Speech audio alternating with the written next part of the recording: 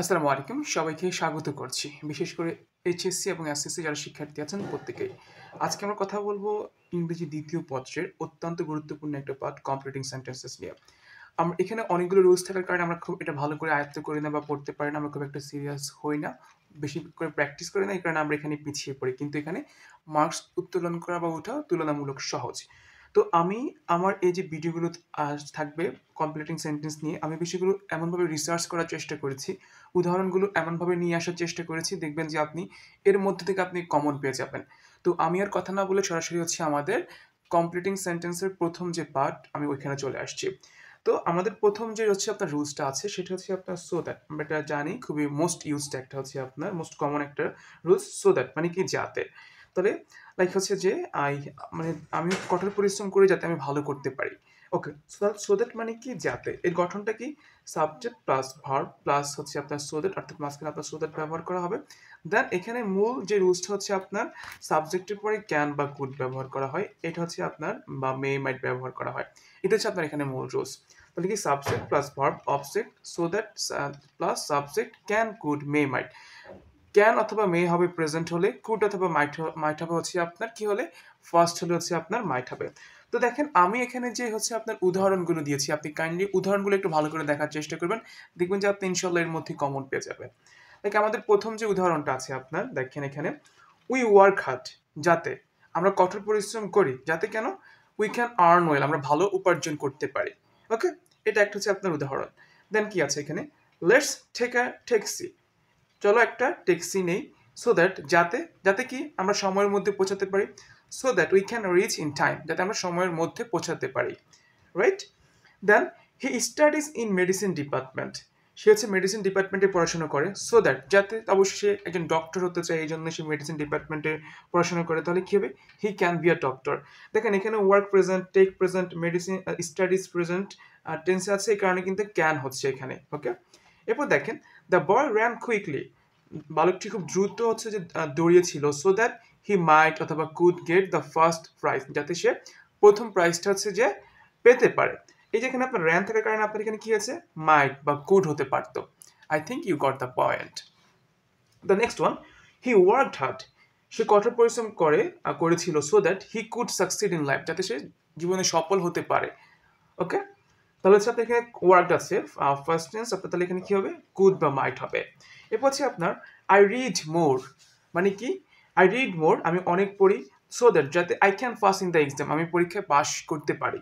এরপর হচ্ছে she learned English, সে ইংলিশ শিখেছিল, সো দ্যাট যাতে যাতে she could get good score in IELTS যাতে সে আইএলসে ভালো স্কোর পেতে পারে।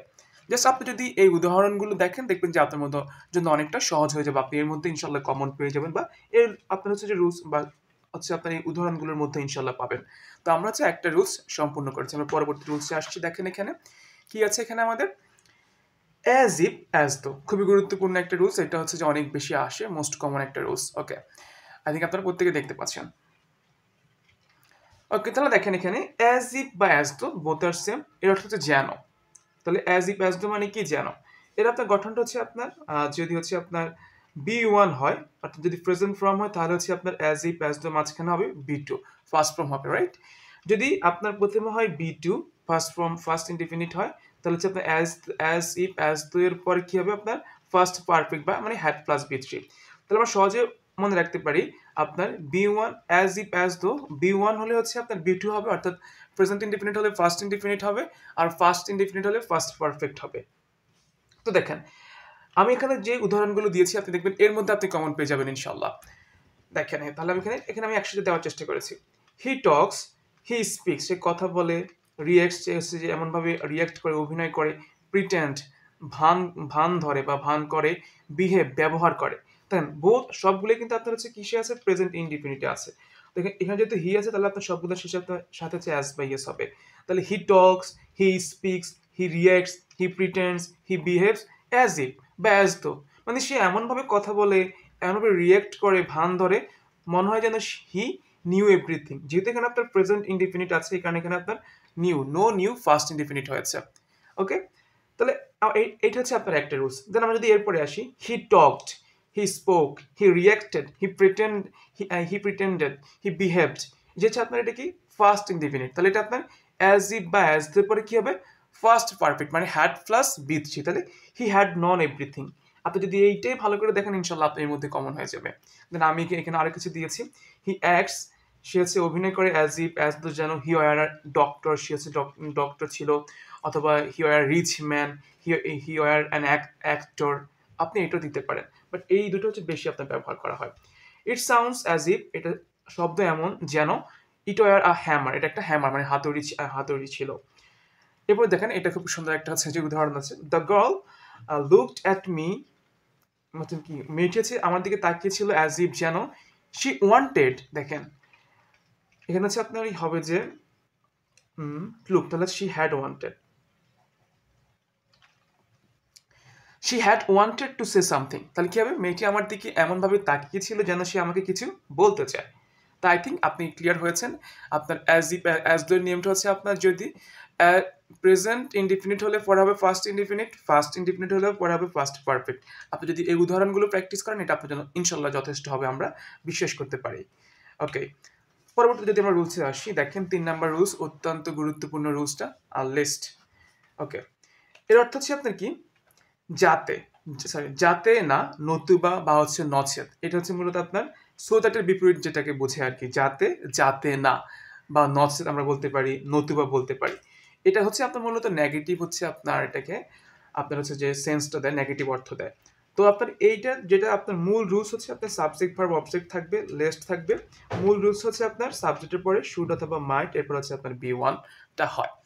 জাস্ট মনে রাখবেন লেস্টের পরে শুড অথবা মাইট প্লাস বি1।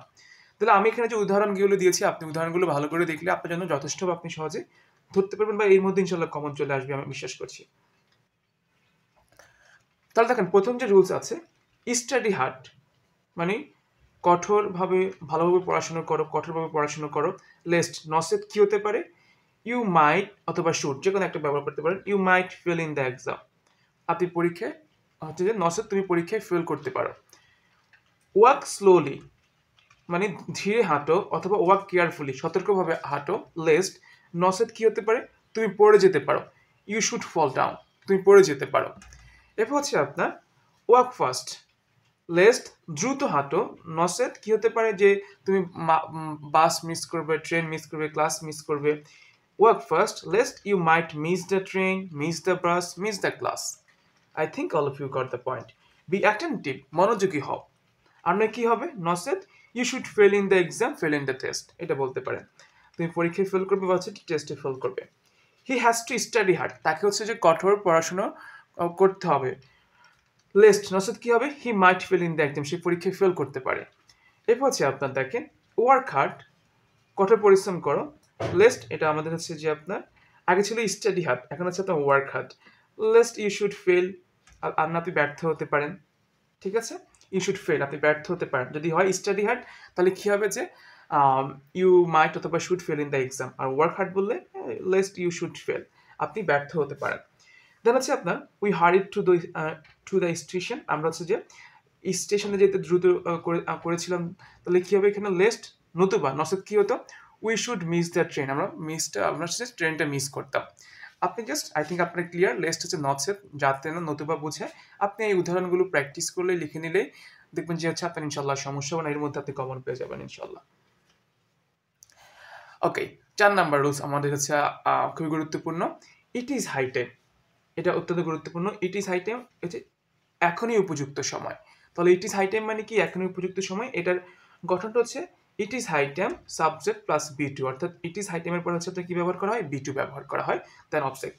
তো আমি এখানে কিছু উদাহরণ দিয়েছি, ইনশাল্লাহ আপনার এই উদাহরণগুলোর মধ্যেই পরীক্ষায় কমন আসবে বলে আমি বিশ্বাস করি ইনশাল্লাহ। বা আপনি এগুলো প্র্যাকটিস করলে আপনি পরবর্তীগুলো ধরতে আপনি সহজ হবে বা আপনি সহজে ধরতে পারবেন ইনশাল্লাহ। তাহলে আমি যদি রুলসটা আবার বলি, ইট ইজ হাই টাইম, এরপর হচ্ছে মানে এখনই উপযুক্ত সময়, এরপরে আপনার বি2 ব্যবহার করা হয়।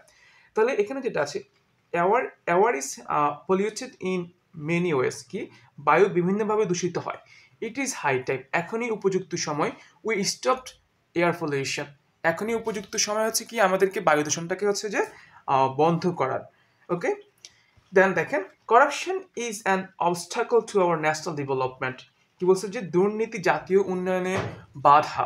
তাহলে ইট ইজ হাই টাইম, এখনই উপযুক্ত সময়। উই স্টপড করাপশন হতে পারে, অথবা we stood against this problem, এখনই সময় আমাদের এর বিরুদ্ধে দাঁড়ানো, এই সমস্যার বিরুদ্ধে দাঁড়ানো, রুখে দাঁড়ানো। ওকে, তাহলে it is high time we stood against this problem. Okay, I think all of you got the point. Load shedding occurs মানে হচ্ছে কি বিদ্যুৎ বিভ্রাট ঘটে বা লোডশেডিং হয়, কারণ কেন? We can not produce adequate electricity, মানে কি আমরা পর্যাপ্ত পরিমাণে হচ্ছে যে বিদ্যুৎ উৎপাদন করতে পারি না। তাহলে কি, তাহলে ইট ইজ হাই টাইম, এখনই উপযুক্ত সময় কি বিদ্যুৎ উৎপাদন করা, তাহলে it is high time we produced electricity, অথবা it is high time we established more power plants, মানে এখনই উপযুক্ত সময় আরো বেশি পাওয়ার প্ল্যান্টস হচ্ছে যে প্রতিষ্ঠিত করা বা ইস্টাবলিশড করা। প্যাট্রিটিউজম হচ্ছে আপনার প্যাট্রিটিউজম ইজ নোবেল ভার্সু, মানে কি স্বদেশ প্রেমটা হচ্ছে আপনার একটা মহৎ গুণ। ইট ইজ হাই টাইম, এখনই উপযুক্ত সময় উই কাল্টিভেটেড, তাহলে কি হবে? কাল্টিভেটেড হবে, cultivated it in our young generation, মানে হচ্ছে যে আপনার স্বদেশ প্রেমটা একটি মহৎ গুণ, এখনই উপযুক্ত সময় এই যে স্বদেশ প্রেমটা আমাদের হচ্ছে যে কাল্টিভেট করা, চাষাবাদ করা, বা হচ্ছে তাদের মধ্যে এটা ইনপুট করা। Okay, smoking is detrimental to health, কি বলছে যে ধূমপান স্বাস্থ্যের জন্য ক্ষতিকর। It is high time we stopped smoking হতে পারে, অথবা উই গেভ আপ, এটা খুবই সুন্দর হয়। It is high time we gave up smoking, এখনই হচ্ছে উপযুক্ত সময় আমাদেরকে স্মোকিংটা ত্যাগ করা। যদি শুধুমাত্র আপনার থাকে যে ইট ইজ হাই টাইম বা she said it is high time we started our journey, এটা দিতে পারেন। বা যদি শুধুমাত্র থাকে it is high time we change, এখনই উপযুক্ত সময় we changed our bad habit, এখনই উপযুক্ত সময় হচ্ছে আমাদের ব্যাড হ্যাবিটগুলোকে হচ্ছে যে নিঃশেষ করে ফেলা, মানে পরিবর্তন করে ফেলা। তো দেখেন, ইট ইজ হাই টাইম, যদি আপনি এই হচ্ছে যে এখনই উপযুক্ত সময় আপনি যদি এই সেন্টেন্সেসগুলো ভালো করে প্র্যাকটিস করেন, আয়ত্ত করেন, ইনশাল্লাহ আপনার এর মধ্যে কমন পড়বে বলে আমরা বিশ্বাস করছি। ওকে, আমরা আজকে জন্য শেষ রুলসে যাই। হ্যাঁ, আজকে 5 নাম্বার রুলস হচ্ছে আপনার so dot dot that. I think এটা অনেকে জানেন এবং এটা মোস্ট কমন একটা হচ্ছে আপনার rules. So dot dot that এর মিনিংটা হচ্ছে আপনার এতই যে, কি বলেন তো? এতই যে। তাহলে আমাদের এখানে রুলসটা কি দেখেন, so subject plus verb, so এরপর একটা অ্যাডজেক্টিভ হবে, দ্যাট এরপর হচ্ছে আপনার সাবজেক্ট প্লাস ক্যান নট বা কুড নট, অর্থাৎ সো ডট ডট দ্যাট এর মেন রুলস হচ্ছে আপনার সাবজেক্ট প্লাস ক্যান নট বা কুড নট ব্যবহার করা হয়। ক্যান নট হচ্ছে প্রেজেন্ট ইনডিফিনিট হলে, কুড নট হচ্ছে আপনার পাস্ট ইনডিফিনিট হলে। তাহলে এখন দেখেন যে she was so weak that, সে এতই দুর্বল ছিল যে, তাহলে আপনার ওয়াজ এখানে হচ্ছে আপনার কি ফার্স্ট, তাহলে কি হবে? She could not walk at all, সে হাঁটতেই পারছে না বা হাঁটতে পারেনি।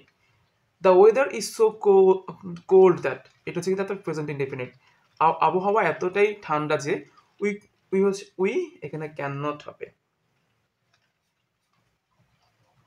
We can not go there, we can not go outside, আমরা হচ্ছে বাইরে যেতে পারিনি। He is so clever that, সে এতই চালাক যে হি ক্যান সলভ এনিথিং, সে যেহেতু এখানে ইজ আছে তাহলে ক্যান হবে। So so so clever that she can not solve anything, সে হচ্ছে যে কিছুই সমাধান করতে পারেনি, মানে সে এতই চালাক সে কিছুই সমাধান করতে পারেনি, একটা নেগেটিভ সেন্স এখানে বোঝাচ্ছে। Then the load is so heavy that, মানে সে এটা এতটাই ভারী যে, লোডটা এতটাই ভারী যে হি ক্যান নট ক্যারি, সে এটা বহন করতে পারেনি। তাহলে আপনার যদি এখানে ইজ আছে তাহলে কি হবে? আপনার ক্যান হবে আর কি। এরপর হচ্ছে the mobile is so costly, মোবাইলটা এতই এত হচ্ছে যে ব্যয়বহুল যে I can not buy it, আমি এটা কিনতে পারিনি। এরপর হচ্ছে আপনার last, I am so busy that, আমি এতটাই ব্যস্ত that I can not talk to you, আমি কথা বলতে পারিনি তোমার সাথে, টক টু ইউ। ওকে, তাহলে আমি যদি এটা আবার বলি যে সো ডট ডট দ্যাট এতই যে, এটা হচ্ছে আপনার এর রুলস হচ্ছে সাবজেক্ট প্লাস ক্যান নট বা কুড নট, ক্যান নট হবে প্রেজেন্ট ইনডিফিনিট হলে, কুড নট হবে হচ্ছে আপনার ফার্স্ট ইনডিফিনিট হলে। বা ফার্স্ট হলে যেমন she was so weak that she could not walk at all, the weather is so cold that, তাহলে কি হবে? We can not go outside, আমরা বাইরে যেতে পারিনি, এতই ঠান্ডা যে আমরা বাইরে যেতে পারিনি, যেহেতু এটা প্রেজেন্ট ইনডিফিনিট আছে। হি is so clever that he can not solve anything, এখানে হচ্ছে সো ডট ডট দ্যাট, তাহলে ক্যান নট হবে, এটা আমার লেখা হয়নি, সরি ফর দ্যাট। তাহলে হচ্ছে আপনার he is so clever that he can not solve anything. এবার the load is so heavy that he can not carry, এটা এত ভারী যে সেটা বহন করতে পারেনি। এভাবে হচ্ছে আমরা এগুলো প্র্যাকটিস করলে আমাদের এর মধ্যে কমন চলে আসবে ইনশাল্লাহ, সো ডট দ্যাটের নিয়মটা। আজকের শেষ রুলসটা হচ্ছে আপনার অত্যন্ত গুরুত্বপূর্ণ, এখান থেকে আসেই এবং খুব সহজ বিষয়টা। যদি কোনো প্রবাদ বাক্য থাকে, প্রভাব হচ্ছে যদি কোনো প্রবাদ বাক্য থাকে, তো এক্ষেত্রে যেটা হচ্ছে আপনাকে মাথায় রাখতে হবে, বাক্যের পূর্বে বা পরে যদি এক্সট্রা কোনো তথ্য থাকে তার সাথে আপনাকে ওইটা মিল দেখে আপনাকে ওই প্রভাবটা লিখতে হবে। আমরা এটা একটু পরে উদাহরণটা দেখব। অন্যথায় যে কোনো একটা প্রবাদ বাক্য দিলেই হবে। আচ্ছা, যেটা বলতে চেয়েছি দেখেন, এখানে দেখেন that there goes a proverb that, মানে একটা প্রবাদ বাক্য আছে যে time and tide wait for none, so we must make proper use of time. যেহেতু এখানে হচ্ছে আপনার উই, দেখেন যেহেতু আপনার এখানে আগে পরে বলেছে so we must make proper use of time, যেহেতু সময়ের কথা বলেছে তো আপনি এটা অবশ্যই সময় নিয়ে বলতে হবে। আপনি কি বলতে পারেন, দেয়ার goes a proverb that time and tide wait for none. এখানে time and tide wait for হচ্ছে যে time and tide wait for none. Wait a bit. তাহলে আমাদের এখানে কি হবে, time and tide wait for none. Okay, I beg all of your pardon for that. Okay, তাহলে কি হবে এখানে হচ্ছে আমাদের যে time and tide wait for none. So যদি আপনার যদি আগে বা পরে হচ্ছে একটা নির্দিষ্ট বিষয় উল্লেখ থেকে আপনাকে ওই রিলেটেড লিখতে হবে, কিন্তু মোস্ট অফ দ্য কেজেস থাকে যে হচ্ছে আপনার দেয়ার গোজ আ প্রভাব, এভাবে একটা দিয়ে দেয়, জাস্ট এটাই লিখে দেয় দেয়ার গোজ আ প্রভাব, মানে একটা প্রবাদ বাক্য আছে, এরপর আপনি আপনার মতো করে যে কোনো একটা প্রবাদ বাক্য দিয়ে দিবেন। তা আমি এখানে কিছু প্রবাদ বাক্য দিয়েছি, time and tide wait for none, এখানে কিন্তু ঠিকই লিখেছি time and tide wait for, এটা কিন্তু ওয়েটস হবে না, ওয়েটই হবে এটা, time and tide wait for none. এরপর দেখেন honesty is the best policy, এখানে যেটা দিয়েছি আপনার honesty is the best policy, আপনি এটা দিতে পারেন। এরপর হচ্ছে যে ডোন্ট জাজ a book by its cover, আপনি এটাও দিতে পারেন। All that glitters is not gold, অর্থাৎ চকচক করলে শোনা হয় না। The more you read the more you learn, এটাও দিতে পারেন। নো পেইন নো গেইনস, এটাও আপনি দিতে পারেন। সো দেখেন খুবই কিন্তু সিম্পল এবং গুরুত্বপূর্ণ অত্যন্ত যে আপনি প্রভাবের ক্ষেত্রে যদি আপনার সময় কোনো একটা ঘটনা বলে দেয়, আপনাকে ওই রিলেটেড দেওয়া লাগবে, but most of the cases হচ্ছে যে বলে যে দেয়ার গোজ প্রভাব দ্যাট, এরপর আপনি আপনার পছন্দের মতো যেখানে একটা প্রভাব আপনি এখান থেকে দিয়ে দিবেন। এখানে আমি কি দিয়েছি, time and tide wait for none দিয়েছি, honesty is the best policy দিয়েছি, দেন দিয়েছি হচ্ছে আপনার ডোন্ট জাজ a book by its cover, যে কোনো একটা দিবেন। All that glitters is not gold দিতে পারেন। এরপর হচ্ছে আপনার the more you read the more you learn, এরপর নো পেইনস নো গেইনস, এরপর আপনি দিতে পারেন হচ্ছে আপনার মর্নিং শোজ দ্য ডে, এভাবে আপনি দিতে পারেন। সো আই থিঙ্ক আপনি যদি এই 6টা রুলস ভালো করে পড়েন ইনশাল্লাহ আপনার এর মধ্যে কমন চলে আসবে ইনশাল্লাহ। আই হোপ দ্যাট আমার পরবর্তী ভিডিওগুলোতে হচ্ছে যে আরও যেসব রুলস আছে আমরা এরকম অনেকগুলো উদাহরণের মাধ্যমে প্র্যাকটিস করবো, দেখবেন যে এর মধ্যে কমন চলে আসবে ইনশাল্লাহ। So thank you very much for watching this video, I am really grateful to all of you for joining here today. আশা করছি আপনারা আমাদের যে চ্যানেল এখানে লাইক কমেন্টস দিয়ে সাবস্ক্রাইব করে রাখবেন, যাতে আপনারা পরবর্তীতে যে কোনো বিষয় স্পেশালি ইন্টার এবং মেট্রিকের জন্য হচ্ছে আপনার ইংলিশ আইসিটি নিয়ে আপনার বিভিন্ন তথ্য পেতে পারেন। So thank you very much. আসসালামু আলাইকুম রহমতুল্লাহ।